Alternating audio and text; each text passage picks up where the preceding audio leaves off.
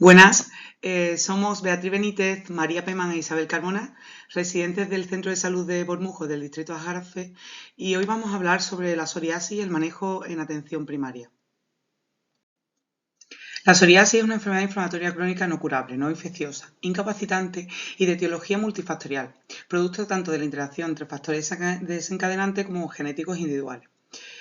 Los principales factores desencadenantes son los traumatismos. También contamos con fármacos precipitantes como los bloqueantes beta-adrenérgicos o las infecciones, especialmente las estreptocócicas. Clásicamente se ha interpretado la psoriasis como una enfermedad con manifestaciones cutáneas y o articulares. Suele manifestarse con lesiones cutáneas características, aunque pueden asociar artritis psoriásica y múltiples comorbilidades. En torno al 70% de los casos, la aparición de las manifestaciones cutáneas preceden a la artritis. Cerca del 15% las manifestaciones articulares anteceden a las cutáneas y en otro 15% de los casos pueden aparecer de manera simultánea. Con respecto a la epidemiología de la enfermedad, la prevalencia de la psoriasis en España ha aumentado casi un 1% en los últimos 15 años. La investigación determina que se ha pasado de una afectación del 1,4% de la población a más del 2,3% y sitúa la prevalencia actual en 1.080.000 casos en España. Es importante destacar que presenta un pico de incidencia en torno a los 20 y a los 50 años con un alto componente de agregación familiar. Por otro lado, en los últimos años se ha profundizado en el conocimiento sobre la psoriasis, lo que ha producido un cambio en el paradigma en el manejo de la misma, que empieza a ser interpretada como una enfermedad con afectación multisistémica.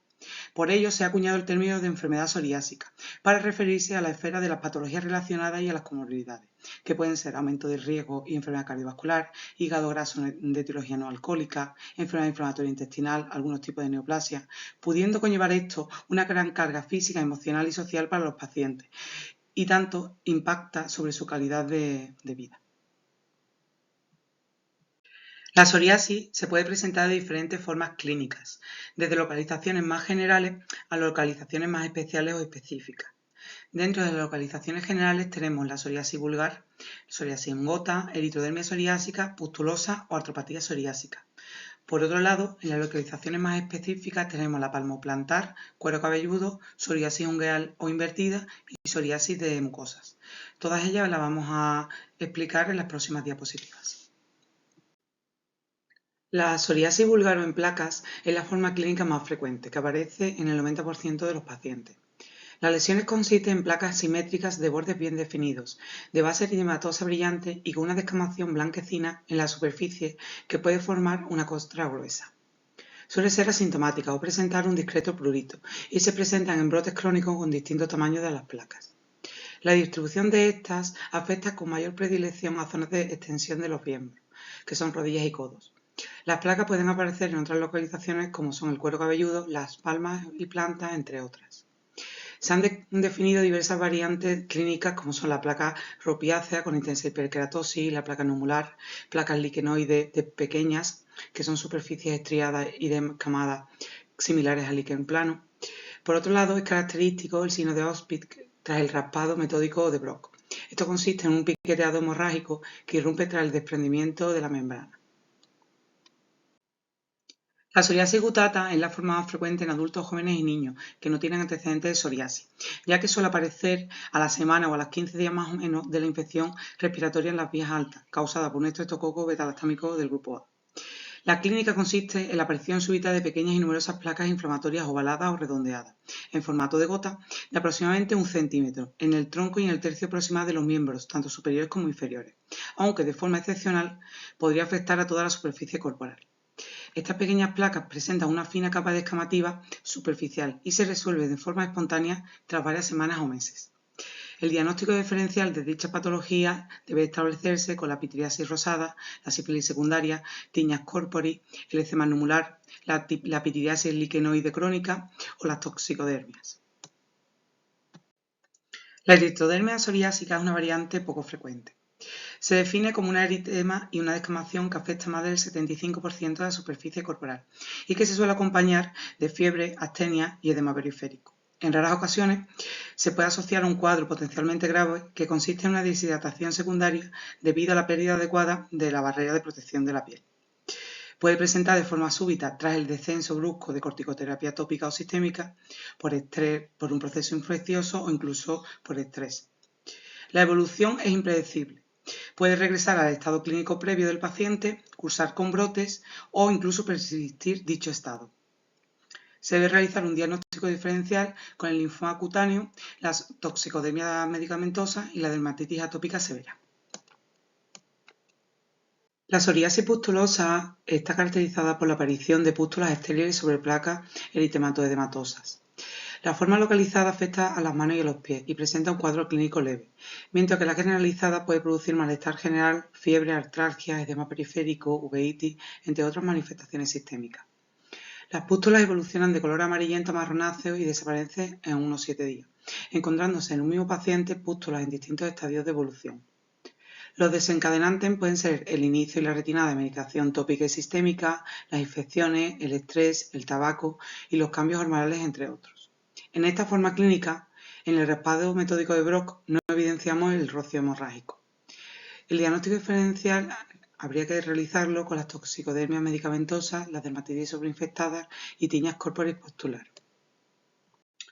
Como hemos referido anteriormente, la psoriasis puede presentarse como manifestación sistémica a nivel de afectación articular.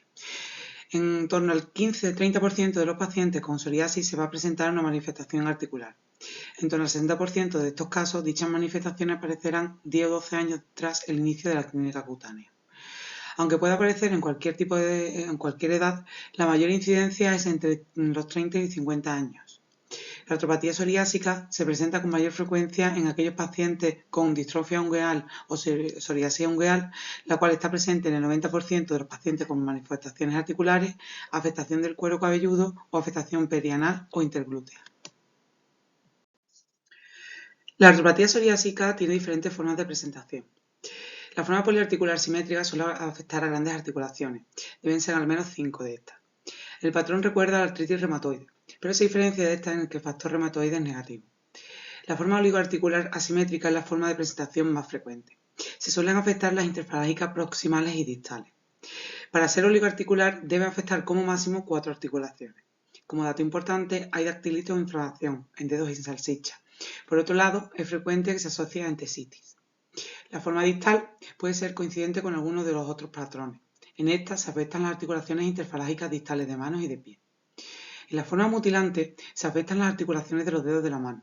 Es una variante deformante, con destrucción ósea, pudiéndose observar en la radiología osteolisis. Se provoca un acortamiento de los dedos por un telescopado y plegado óseo. Por último, la artropatía axial puede coexistir o no con artropatía periférica. En ella hay una espondilitis y una sacroiliitis y el patrón es similar a espondilitis anquilopoyéticas. La psoriasis palmoplantar es una forma muy localizada y presenta una gran afectación en la calidad de vida del paciente. En su forma presenta placas eritematodermativas con fisuras y lesiones pustulosas, tanto en plantas como en pies. También asocian regiones de hiperkeratosis. Con frecuencia se asocia a la psoriasis ungueal. En el caso de la psoriasis en el cuero cabelludo, puede ser la única localización que presenta algunos pacientes. No obstante, puede estar asociada a otras formas clínicas, como ya hemos visto. Hasta el 80% de los pacientes con psoriasis tendrán afectación de esta localización. En ella se presenta como una placa eritematosa muy bien delimitada, con escamas blanquecinas en la región occipital, en la parte superior del cuello, zona retroauricular y que pueden sobrepasar la línea de implantación del pelo. Esta forma clínica se asocia al desarrollo de artritis psoriásica, como ya hemos hablado. Presenta un intenso prurito y los tratamientos pueden presentar cierta dificultad para conseguir un buen resultado. La psoriasis ungueal afecta al 25% de los pacientes con psoriasis, principalmente las uñas de las manos con respecto a los pies. Cuando se afecta la matriz ungueal pueden aparecer 4 alteraciones en las uñas.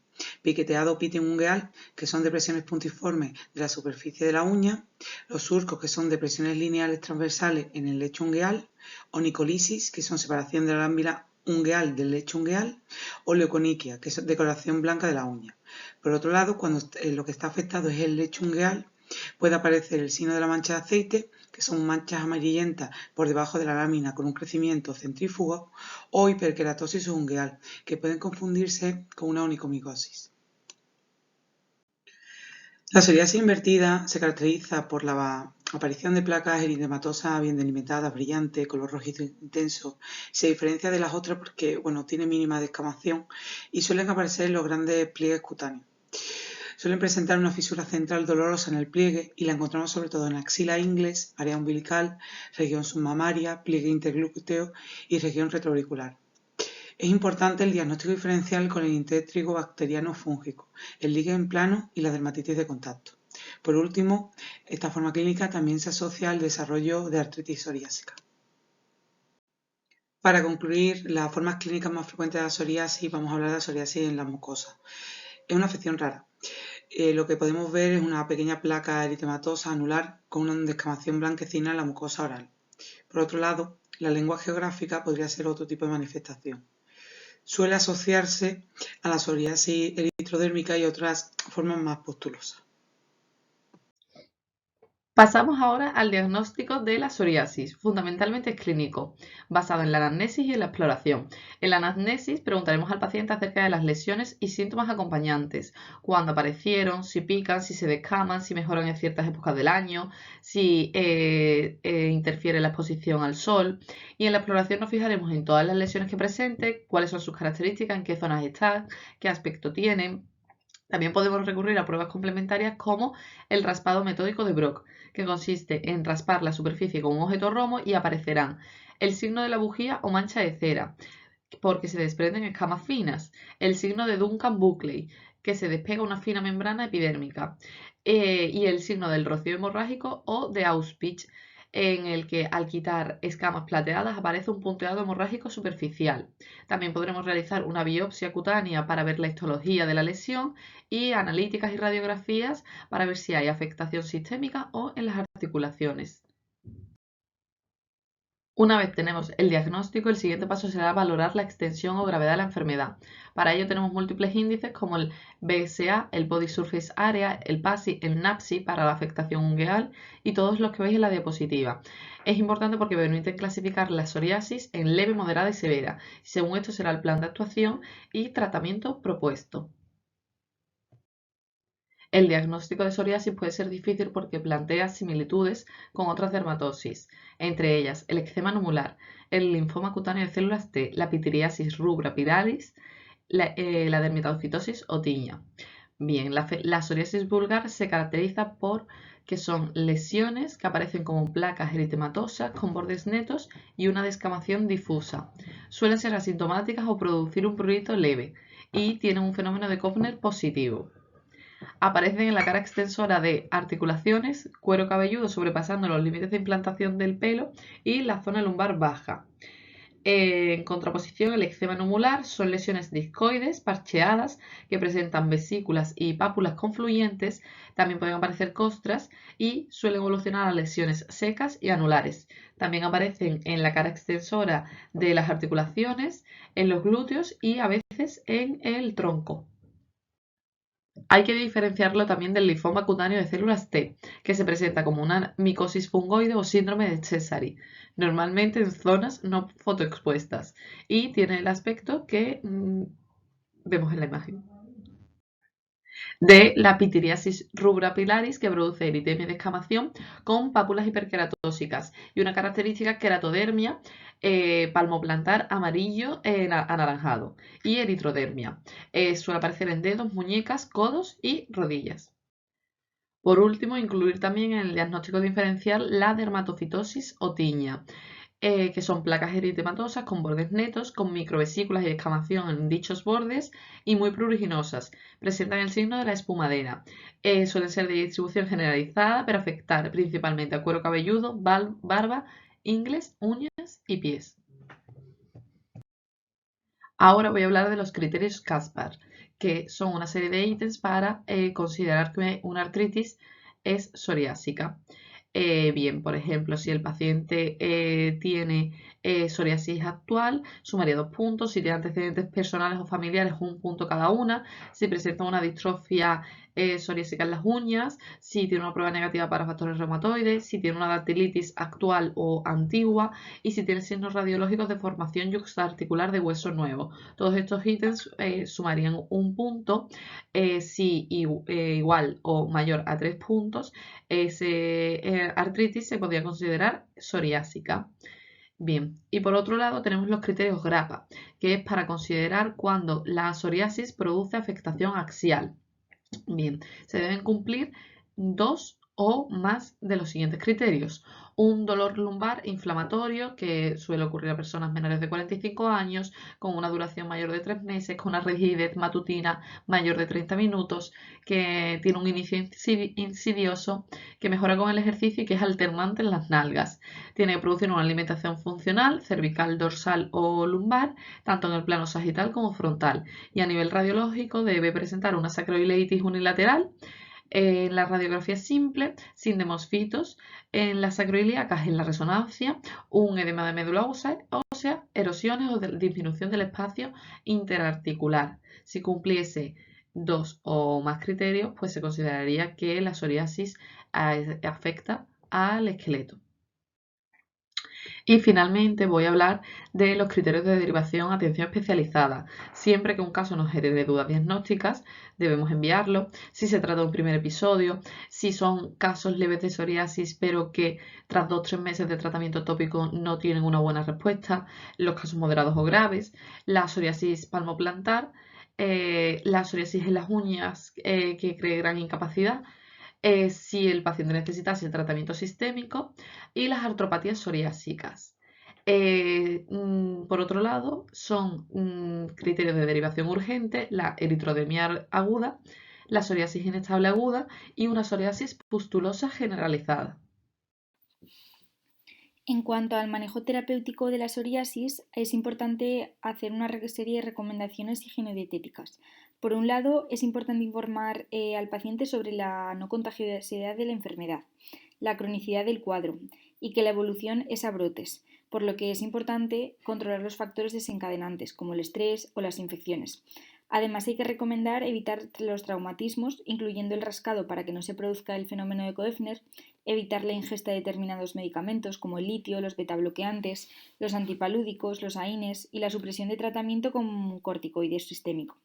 Además, hay que recomendar que se apliquen diariamente hidratantes para mejorar la elasticidad de las placas, tomar el sol sin quemarse, incluso llegar a proporcionar apoyo psicológico si el paciente lo necesitase. En cuanto al tratamiento farmacológico, hay diferentes tipos que iremos viendo a continuación. Encontramos los queratolíticos, los corticoides tópicos, combinaciones de betametasona con calcipotriolo salicídico, derivados de la vitamina D, inhibidores de la calcineurina o champús como brea o corticoides. Los corticoides tópicos constituyen el tratamiento de primera línea en los brotes de psoriasis limitada, generalmente asociados a análogos de la vitamina D. Presentan efectos antiinflamatorios, antiproliferativos, inmunosupresores y vasoconstrictores. Existen diferentes formulaciones según la zona a tratar, la severidad de la enfermedad, la edad y las preferencias del paciente. Por un lado tenemos los de potencia baja que se aplican en la cara y pliegues y en los niños. Y luego los de alta potencia que se usarían en casos con psoriasis con placas gruesas, las manos, los pies, cuero cabelludo y pequeñas superficies, ya que aplicados en grandes superficies o durante un tiempo prolongado pueden provocar efectos sistémicos. Se suelen utilizar 2 veces al día hasta mejorar la clínica y se disminuye su aplicación de forma progresiva hasta su suspensión. Se pueden utilizar con una terapia intermitente, por ejemplo durante los fines de semana, en aquellos casos en los que las lesiones reaparecen rápidamente al suspender el tratamiento. En cuanto a los efectos adversos, tenemos la atrofia cutánea, las estrías, telangiectasias, foliculitis y acné. Luego tenemos los derivados de la vitamina D, que inhiben la proliferación epidérmica, induciendo una diferenciación normal del queratinocito al unirse al receptor de la vitamina D con cierto efecto antiinflamatorio. Son adecuados para el tratamiento a largo plazo por su perfil de seguridad y por producir periodos de remisión más prolongados, pero su inicio es de acción más lenta que el de los corticoides. Aumenta su eficacia al combinarse con los corticoides tópicos y su eficacia es algo inferior que en el caso de los corticoides de mediana potencia. Luego, por otro lado, tenemos la combinación fija de análogos de la vitamina D, como el calcipotriol con corticoides, como la betametasona. Lo que hace es permite la reducción de la proliferación de los queratinocitos y su diferenciación con el efecto antiinflamatorio del corticoide. Tiene un efecto de acción rápido y se ha demostrado mayor eficacia y seguridad que los tratamientos por separado, es decir, por un lado los corticoides y por otro lado los derivados de la vitamina D. Se aplica una vez al día, tanto en pomada como en gel como en espuma. Luego, por otro lado, tenemos los inhibidores de la calcineurina, que son antiinflamatorios y se utilizan para el tratamiento de las áreas sensibles, es decir, de la cara o de los pliegues, porque no inducen atrofia cutánea y son bien tolerados. Este uso está ampliamente extendido a pesar de no estar aprobados en esta indicación. Tardan más tiempo en hacer efecto que los corticoides, pero minimizan el uso crónico de estos. En cuanto a los efectos adversos, tenemos el quemazón y el prurito, y si bien se formuló la posible asociación de estos compuestos con la aparición de linfoma y cáncer de piel en los pacientes, los últimos estudios no han encontrado una evidencia mayor de riesgo de dichas patologías, por lo tanto sí que están recomendados y su aplicación es frecuente. El tratamiento de corticoides tópicos se utiliza diferentes tipos según si su potencia es alta, media o baja en función de dónde se encuentre la psoriasis. Es decir, si tenemos una psoriasis en la zona palmoplantar, vamos a utilizar un corticoide de potencia alta. Si lo tenemos en la zona del cuero cabelludo, de las extremidades o del tronco, utilizaremos uno de potencia media. Y si es en la zona de la cara o de los pliegues, uno de potencia baja. Según la localización podemos dar diferentes tratamientos. Entonces, si es una psoriasis que se localiza distribuida por todo el cuerpo, podemos dar una combinación fija de análogos de la vitamina D o corticosteroides durante 2 o 4 semanas. También análogos de la vitamina D, que nunca debe superar la dosis de 5 miligramos a la semana. Además, también se puede dar corticosteroides potentes o superpotentes, o ácido salicílico más corticosteroide. Si tenemos una psoriasis en la mano o en los pies, también un poco lo mismo, una combinación de análogos de vitamina D con corticoide, un corticosteroide potente o superpotente, ácido salicílico con el corticoide, es decir, la combinación. Y luego es importante que durante la noche se haga un tratamiento de oclusión, es decir, poniéndose un guante o un calcetín de plástico. Si es una psoriasis en el cuero cabelludo, también utilizaríamos lo mismo, una combinación de vitamina D con corticoide, unos corticoides potentes o superpotentes, y en este caso es importante tener en cuenta que se puede utilizar el ácido salicílico más corticosteroide o alquitral más ácido salicílico más azufre. Si tenemos un paciente con una psoriasis en la cara, utilizaríamos un corticosteroide de potencia baja o media o un inhibidor tópico de calcineurina durante 2 semanas. Y luego en otras zonas de pliegues, lo mismo, un corticoide también bajo o el inhibidor de la calcineurina, también durante 2 semanas. Tenemos diferentes escalones de tratamiento. Entonces, en el primer escalón tenemos el tratamiento tópico de atención primaria, y en los casos de psoriasis limitada que afecta a menos del 10% de la superficie corporal. Luego, en segundo escalón tenemos la fototerapia o el tratamiento sistémico clásico.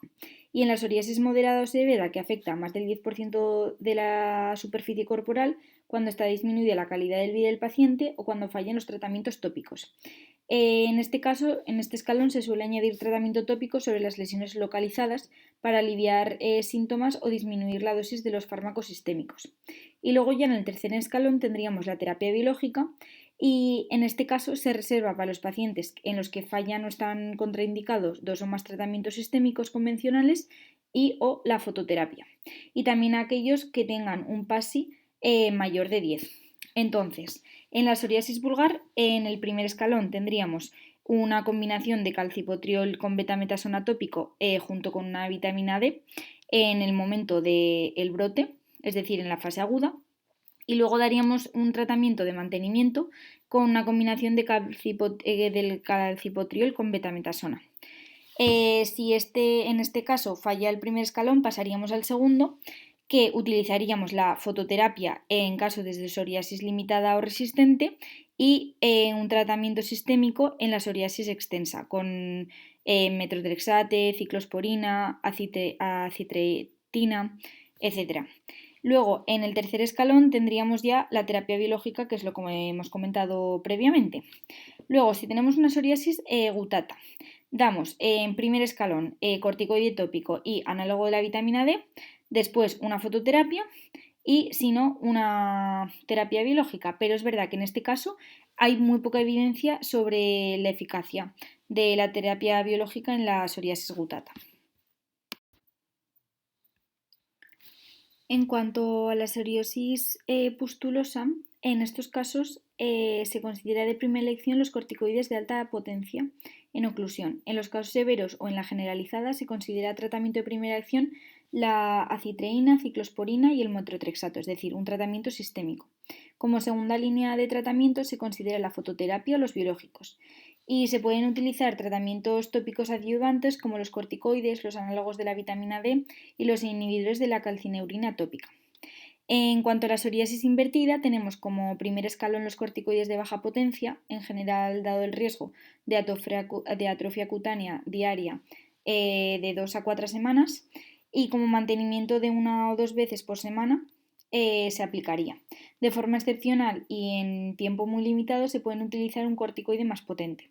También en primera línea están los inhibidores de la calcineurina tópica y los análogos de la vitamina D, aunque son opciones más costosas. Por otro lado, en segundo y en tercer escalón existe poca evidencia en cuanto al uso de terapia sistémica o biológicos. En la psoriasis en cuero cabelludo se utilizan los mismos tratamientos tópicos sistémicos que para la psoriasis en placa, pero es importante averiguar la preferencia del paciente en cuanto al vehículo en el que se formule el tratamiento. Es decir, si el paciente prefiere utilizar un tratamiento de espuma, de gel, una solución o champú para mejorar la adherencia al tratamiento. En cuanto al primer escalón, tendríamos los corticoides de potencia alta muy alta, la vaselina salicídica antes del tratamiento tópico, el ciclo corto de combinación de corticoide tópico junto con análogo de la vitamina D 2 veces al día, un champú de brea, inyecciones de corticoide intralesional. En cuanto al segundo escalón, tendríamos la fototerapia o un tratamiento sistémico clásico, es decir, el metotrexate, la ciclosporina o la acitreína. Y luego, en el tercer escalón, ya tendríamos la terapia biológica. Aquí tenemos un algoritmo que diferencia la psoriasis de leve moderada o la psoriasis moderada grave. Entonces, la que podemos tratar en atención primaria sería la leve moderada. En función del tipo de psoriasis, daríamos un tratamiento de primera o segunda línea. Que es todo lo que hemos estado comentando previamente. Si tiene una buena evolución el paciente, ya pasamos al tratamiento de mantenimiento. Y si no tiene buena evolución, se derivaría a dermatología junto con los casos de psoriasis moderada o grave. Luego, si en atención primaria vamos a poner un tratamiento de mantenimiento, tenemos que saber qué es este tipo de tratamiento. Se conoce como el tratamiento proactivo o de mantenimiento. Entonces, es un tratamiento continuo, pero esto no quiere decir que sea un tratamiento que haya que aplicar todos los días ni que sea para siempre. Suele ser varias veces por semana durante un tiempo prolongado. Y el objetivo de este tratamiento es intentar reducir tanto el número como la intensidad de los brotes, ya que, como hemos mencionado al principio, esta enfermedad es una enfermedad crónica que evoluciona con brotes agudos.